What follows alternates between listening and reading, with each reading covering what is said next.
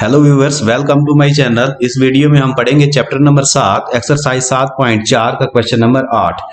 A B C D is a rectangle formed by the point a -1 -1 b -1 4 c 5 4 and d 5 -1.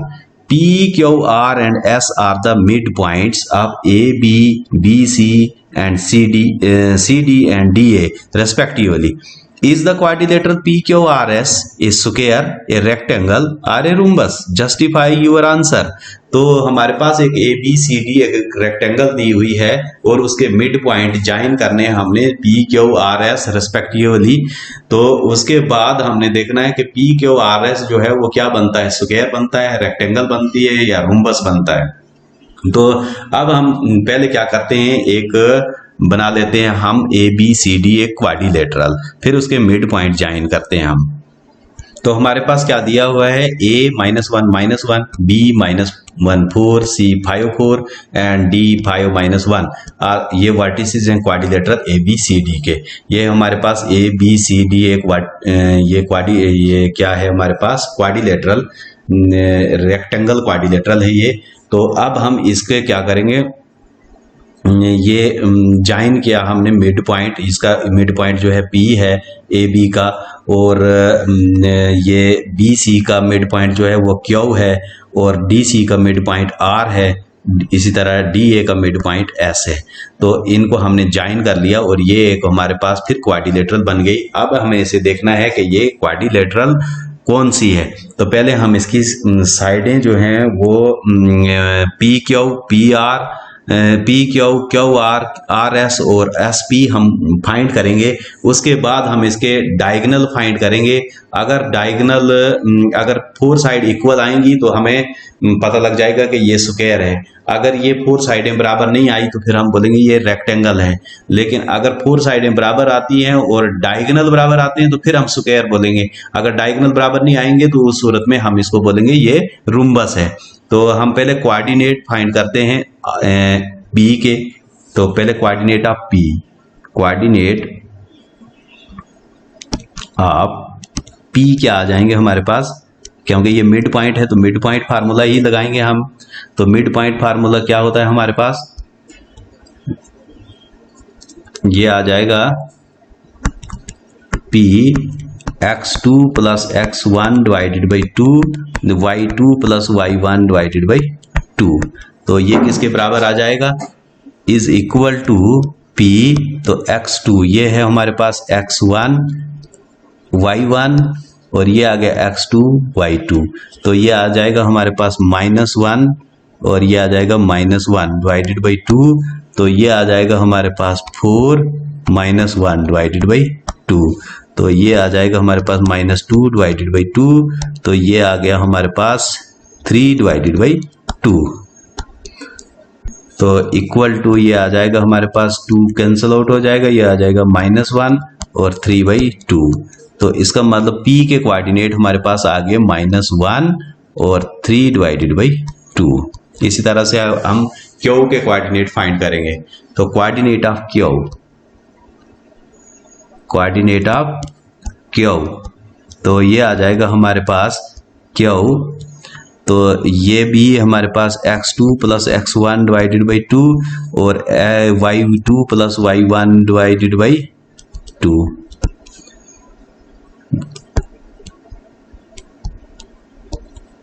तो equal to आ जाएगा हमारे पास, तो x2 है हमारे पास कितना, ये आ गया -1 5 और 4 + 4। तो ये आ गया -1 5 डिवाइडेड बाई 2, 4 + 4 डिवाइडेड बाई 2। तो ये आ गया 4 डिवाइडेड बाई 2, 5 में से 1 चला जाएगा तो 4 डिवाइडेड बाई 2। तो ये आ गया 8 डिवाइडेड बाई 2। तो एक ये क्यों आ गया हमारे पास, 2 1 जार 2, 2 2 जार 4। तो ये 2 आ गया, ये 2 4 जार 8, तो ये 4 आ गया। तो क्यों के कोऑर्डिनेट आ गए हमारे पास 2 और 4। क्यों के कोऑर्डिनेट क्या है, 2 और 4। तो इस तरह से अब हम कोऑर्डिनेट ऑफ किसके फाइंड करेंगे, R के। Coordinate of R, coordinate of R क्या आ जाएंगे, कोऑर्डिनेट ऑफ R आ जाएंगे हमारे पास 5 + 5 डिवाइडेड बाई 2 तो ये आ जाएगा y जो है वो हमारे पास कितना है 4 माइनस 1 डिवाइडेड बाई 2। तो ये आ जाएगा 4 माइनस 1 डिवाइडेड बाई 2। तो ये आ जाएंगे हमारे पास r 10 डिवाइडेड बाई 2। तो ये आ गया हमारे पास 3 डिवाइडेड बाई 2। ये 2 1 2 2 5 10। तो ये r हमारे पास आ गया, r के कोऑर्डिनेट आ गए 5 और 3 बाई 2। तो ये हम यहाँ पर लिख देते हैं, r के कोऑर्डिनेट कितने आ गए हमारे पास, एक तो आया 5, दूसरा आ गया हमारे पास 5 और आ गया हमारे पास 3 डिवाइडेड बाई 2। 3 divided by 2। अब हम कोऑर्डिनेट फाइंड करते हैं किसके, ये 3 डिवाइडेड बाई 2 है। तो कोऑर्डिनेट अब हम देखते हैं s के कोऑर्डिनेट, कोऑर्डिनेट ऑफ s। तो कोऑर्डिनेट ऑफ s जो है वो किसके बराबर आ जाएंगे हमारे पास, s ये आ जाएगा हमारे पास 5 माइनस 1 माइनस 1 माइनस 1, ये आ जाएगा 5 minus 1 divided by 2 minus 1 minus 1 divided by 2। तो ये आ जाएगा हमारे पास s के कोऑर्डिनेट जो है वो 4 डिवाइडेड बाई 2। तो ये आ गया माइनस 2 डिवाइडेड बाई 2। तो ये आ जाएगा हमारे पास s 2 1 2 2 2 4। तो ये आ गया 2, ये कैंसल आउट हो जाएगा, ये माइनस 1। तो 2 माइनस 1 आ गया हमारे पास s के कोऑर्डिनेट। तो ये हम इधर लिख देते हैं 2 माइनस 1, ये कोऑर्डिनेट आ गए हमारे पास s के। अब हम क्या करते हैं, अब हम p q r s जो है इसका हम डिस्टेंस फाइंड करते हैं। तो p q r s जो है ये है हमारे पास क्वाड्रिलेटरल, इसमें हमने p के कोऑर्डिनेट भी फाइंड किए हैं, q के भी, r के भी और s के भी। अब हम निकालते हैं p q q r r s S P, और फिर हम इसके डायगोनल एस क्यू और पी आर ये भी फाइंड करेंगे। तो उसके बाद हमें पता लगेगा कि ये कौन सी क्वाड्रिलेटरल है और इसके डिस्टेंस क्या आते हैं। तो उस हिसाब से हम फाइंड करेंगे कि ये कौन सी क्वाड्रिलेटरल है। तो हम लिखेंगे ये इन क्वाड्रिलेटरल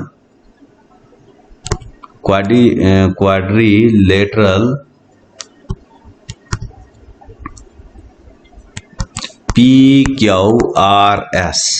तो इसमें सबसे पहले P Q फाइंड करेंगे हम। P Q क्या आ जाएगा हमारे पास, इधर लगा देंगे हम डिस्टेंस फार्मूला।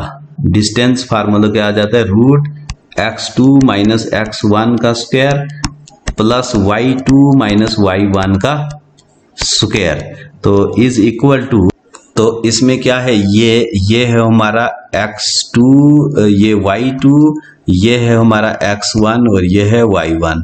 तो ये आ जाएगा हमारे पास रूट 2 माइनस और इसमें भी माइनस है तो ये प्लस हो जाएगा 2 प्लस 1 का स्क्वायर प्लस y2 है हमारे पास 4 माइनस 3 बाई 2 का स्क्वायर।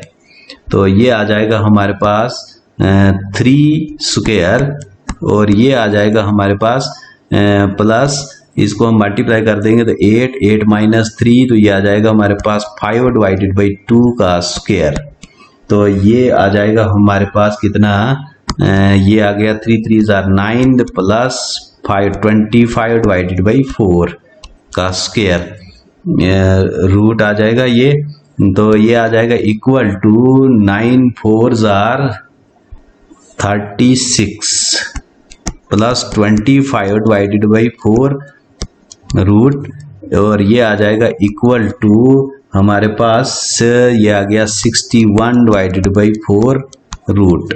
तो हम इसको इसी तरह से रखते हैं। अब निकालते हैं हम क्यू आर जो है वो भी हम वही फार्मूला लगाएंगे, root x2 minus x1 square plus y2 minus y1 square. तो ये आ जाएगा हमारे पास क्या है 5 माइनस 2 स्क्वायर, ये आ जाएगा 5 माइनस 2 का स्क्वायर प्लस y2 जो है वो है कितना हमारे पास 3 बाई 2 माइनस 4 का स्क्वायर, 3 बाई 2 माइनस 4 का स्क्वायर। तो ये आ गया हमारे पास कितना, ये आ गया हमारे पास 3 का स्क्वायर प्लस ये आ जाएगा हमारे पास 3 माइनस 8 डिवाइडेड बाई 2 का स्क्वायर।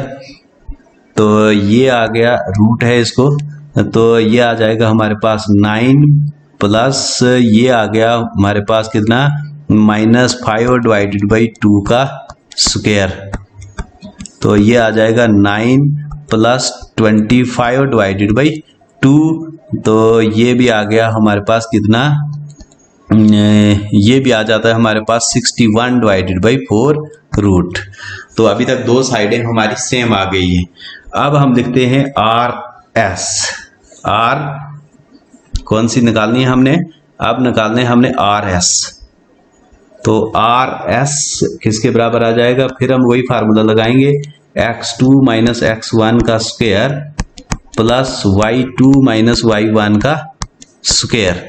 तो ये आ जाएगा इक्वल टू ये 2 माइनस 5 का स्क्वायर और -1 माइनस 3/2 का स्क्वायर। तो ये आ जाएगा हमारे पास 2 माइनस 5 का स्क्वायर प्लस -1 माइनस 3/2 का स्क्वायर। तो ये आ जाएगा -3 का square plus -2 minus 3 divided by 2 का स्क्वायर। तो इक्वल टू आ जाएगा हमारे पास, ये आ गया 9 प्लस -5 डिवाइडेड बाई 2 का स्क्वायर इज इक्वल टू ये आ जाएगा 9 प्लस 25 डिवाइडेड बाई 4। तो ये भी आ गया हमारे पास कितना 9 25। अब ये 25 ये आता था यहाँ पे 4, तो ये 4, तो ये आ गया हमारे पास 61 डिवाइडेड बाई 4 का स्क्वायर। तो ये वाला भी हो गया, ये अब रूट और इक्वल टू ये आ जाएगा हमारे पास, ये भी आ जाएगा हमारे पास 61 डिवाइडेड बाई 4। तो ये तीसरी साइड भी हमें बराबर आ गई। अब हम देखते हैं एस पी निकालेंगे। तो S P is equal to, फिर से हम डिस्टेंस फार्मूला लगा देंगे, x2 माइनस x1 का square plus y2 minus y1 का स्क्वायर इज इक्वल टू किसके बराबर आ जाएगा, ये हम यहाँ पर देख लेते हैं। तो ये आ जाएगा हमारे पास 2 माइनस 1 माइनस 2 का स्क्वायर और -3/2 -1 का स्क्वायर। तो ये आ गया हमारे पास -1 माइनस 2 का स्क्वायर और प्लस आ जाएगा y2 है हमारे पास कितना, y2 जो है वो है 3/2, वो है 3/2। तो ये -1 माइनस माइनस हो जाएगा प्लस, तो 3/2 प्लस 1 का स्क्वायर आ जाएगा, 3/2 प्लस 1 का स्क्वायर। तो इज इक्वल टू ये आ गया हमारे पास -3 का स्क्वायर प्लस 2 1 2 3 5 डिवाइडेड बाई 2 का square root is equal to ये आ जाएगा हमारे पास 3 3 9 प्लस 25 डिवाइडेड बाई 4। तो इज इक्वल टू ये भी आ गया हमारे पास 36 25 61 डिवाइडेड बाई 4 का 4 रूट 61। तो इसको हम एक काम करते हैं, इसको हम यूनिट लिख लेते हैं। यूनिट नहीं दिए हुए हैं तो हम इधर यूनिट लिख देंगे, यूनिट। तो इधर भी हमें आ गया 61 डिवाइडेड बाई 4 यूनिट और ये भी आ गया हमारे पास 61 डिवाइडेड बाई 4 यूनिट। तो ये भी आ गया हमारे पास 61 डिवाइडेड बाई 4 यूनिट। लेकिन अब ये चारों साइडें बराबर हैं, तो इसका मतलब ये है कि ये स्क्वायर भी हो सकता है और रुम्बस भी हो सकता है। लेकिन अगर स्क्वायर है तो इसके डायगोनल बराबर आने चाहिए।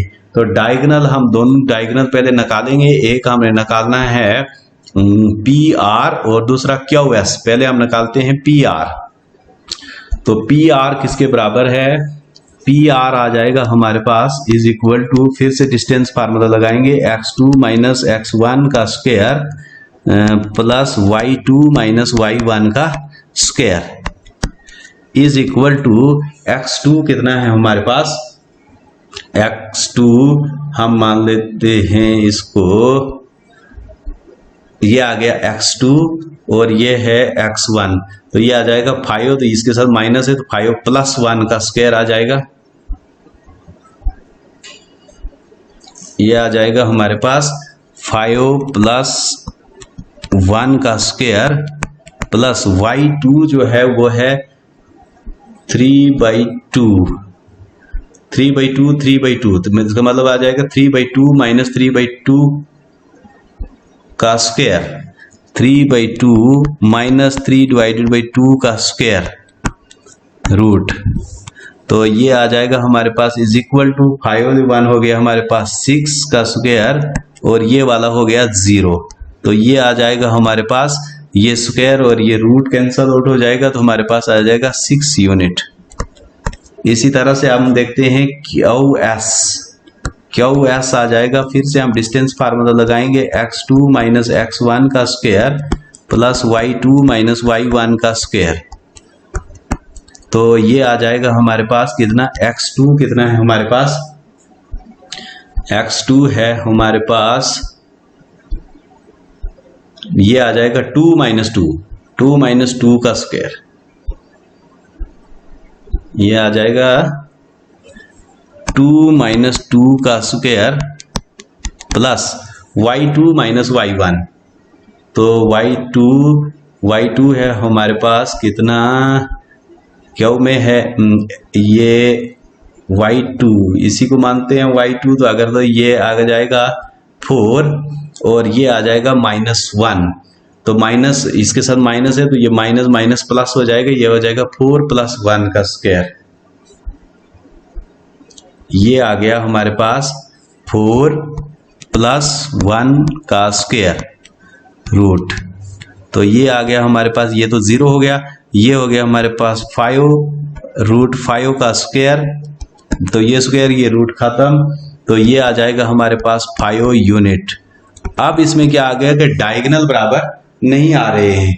इसमें हमने ये पाया कि पी क्यू हेयर, हम लिखेंगे here P Q is equal to Q R is equal to R S is equal to S P. ये तो बराबर है, लेकिन बट डायगोनल इसके बराबर नहीं आए। पी आर जो था वो क्यू एस के बराबर नहीं आया। P R is not equal to Q S. तो हेंस ये क्या होगा, इसका मतलब ये हो गया all sides of quadrilateral are equal, but diagonals